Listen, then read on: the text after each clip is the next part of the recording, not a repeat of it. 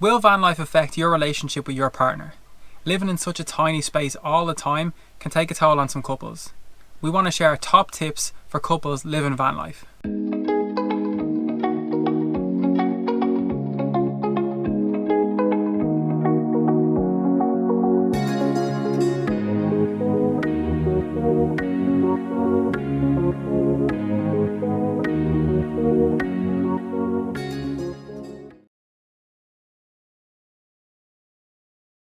This is by far one of the biggest questions we get from people on Instagram and YouTube, and they want to know that if they start van life, are they going to keep the relationship going? Is it going to end?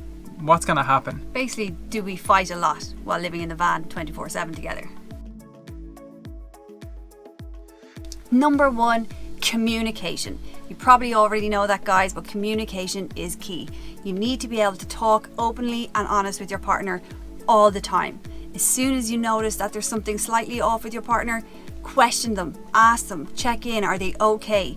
The sooner you get to talk about it, the less it's going to spiral into a massive big argument. So, talk to your partner. Number 2, which is actually joint number 1, and it's about respect. You have to always respect your partner. I know when we get really frustrated or struggle or have a bad day, it's easy to just fly off the handle, and lash out at the person that's always beside you, but that's not fair. We have to keep respect as number 1 in our minds when we want to live a healthy van life. By that we mean not resulting into name calling or insulting the person no matter how angry or frustrated you are. We always keep that at the front of our mind. No matter how angry you feel or you want to just scream, don't be hurtful. You do get used to it. It's something that we've practiced, and now we always do it, and it really does help, I have to say. Number 3, if you yourself aren't feeling 100%, let your partner know. It's so helpful to just turn around to your partner and say, Dean, I'm not feeling great today. Just to let you know, I'm feeling a little bit ratty. Just please bear in mind, if I snap, I'm very sorry. And now Dean knows I'm not 100%. He'll probably ask me, why aren't you 100%? We end up talking things through, and voila, we're all back to new. It's mostly just that she's hungry or she hasn't slept, so we can fix them really easily. Is that true? Yeah, it's true. It's true. Yeah. Number 4, if you do end up having a big argument, never go asleep without sorting it out. So some people would prefer to walk away and start again tomorrow, but we find that doesn't really work. What we do is take a few minutes, one person can stay in the van, one person can go for a walk, even sit in the front of the van, and just cool off for a few minutes, and then just try and sort it out once you have a level head. It's so much easier to talk it out when you've both calmed down a little, but we recommend not going to sleep while you're still arguing. Number 5, give your partner some space in the mornings to get ready. We have found this very helpful. So when we get up, Dean will stay in the bed, go on his phone, while I get up to the front of the van, get ready, get washed, do all my bits, and then I stick on the coffee, go for a little walk, and Dean gets up and gets ready. So we both have lots of standing space to get ready in the van. No one's bumping heads or bumping into each other and saying, get out of my way. And this has really, really helped. It's great having your own space to get ready. Yeah, one of the things that people worry about when they go and start van life is living in a tiny space with your partner. How can you actually have your own space? And one person getting up first and one person staying in bed, really helps. Like, you can check on your phone, you can do your own little bits while the other person gets theirs ready, and then once you've both woken up properly, you can start your day together. Number 6, always make sure you're doing your part. So there's 2 people in this. You're driving a vehicle, you're finding places to stay, you're editing videos, you're cooking, you're doing all this stuff. Make sure you're doing your fair share, otherwise you're going to fall into some problems. What we decide to do is list up all the tasks that have to be done, like the driving, the washing, cooking, all that stuff, divide it up into tasks that we prefer doing, and we give each other tasks, and anything that we don't like doing, like emptying the toilet or whatever it might be, we just alter it and take turns doing that. This is the fairest way to make sure we're both as productive and helpful to each other as we can, and we're only doing the things we don't really want to do when they have to be done. It's a team effort.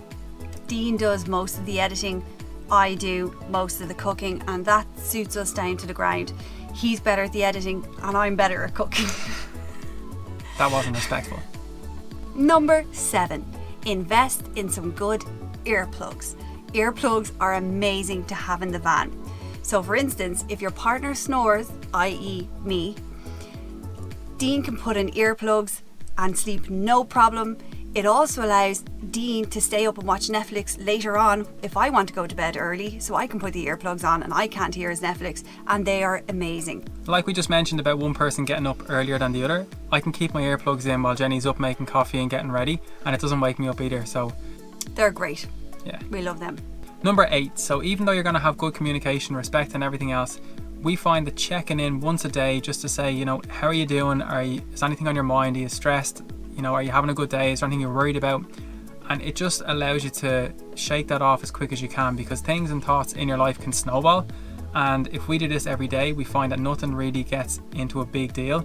And we can catch little things that are frustrating us or stressing us out pretty early on, which leads to a lot less disagreements or, you know, feeling bad or whatever in the van. Even asking your partner, did they sleep well? That's a great question to even ask first thing in the morning. Maybe they didn't sleep well, maybe they had bad dreams, maybe they just, I don't know. It just gives your partner a chance to talk. And who doesn't love talking? Not this one anyway. Number 9, be playful. Me and Dean are always acting the maggot or taking the mickey out of each other and just making each other laugh. This really helps, especially for me. If I am in any way not 100% or feeling a little bit down or sad, all it takes is for Dean to literally tickle me or crack a joke and I'm laughing again, and everybody knows laughing is the best medicine. Number 10.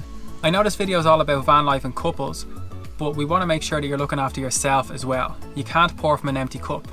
So what we mean by that is make sure you're happy, make sure you're doing what you can for yourself, because at the end of the day, if you're not happy, you're not going to be able to make your partner happy. So you have to look after yourself, make sure you're okay, and make sure you're doing what you want to do and enjoying life. Just one thing to note on that, guys. You need to make sure that you're doing your own van life as such. Make sure that you decide on the places where you want to go, or just make sure that you're both doing the things you want to do and get out of your whole van life experience. For example, this van life adventure that we're on was actually Dean's original dream, and I'm just so happy and delighted that I went along because I am having the time of my life. But a lot of people out there, their partner may not want to venture out on this experience. We get that a lot, actually. A lot of couples saying, oh, my wife or my husband doesn't want to do it. As I said, this wasn't my original dream, but here I am, living my best life. Did any of those tips help you guys? If they did, please put a comment on which one below, because we'd love to know which one was the best. Now, if you've made it this far in the video, thank you so much for watching. We really appreciate it and we really hope it helps you. Please click on the like button below and also consider sharing this video and subscribing to our channel. We're going to do a lot more van life top tips like this, so stay tuned. See you in the next video. Thanks, guys. See you next video. Bye. Okay.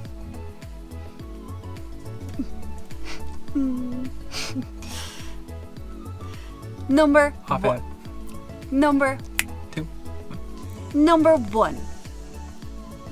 R-E-S-P-E-C-T.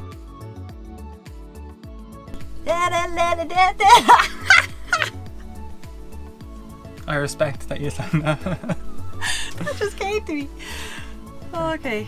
Not going to sleep while you're still fighting. We've done 1, 2, 3, 4, so 5. Give each other space to get up. Laugh a lot. I just spat the camera. To be fair. Hang on. Get up again. Not starting again. Start 1, 2, 3. Now, I do find most things very funny, to be fair. But, yeah, tickling. We love tickling. I know that sounds childish, guys, but trust me, try it. It works. It's very hard to be angry at someone while you're laughing because they're tickling you. Like, it's nearly impossible. Yeah. So, yeah, that's pretty much it.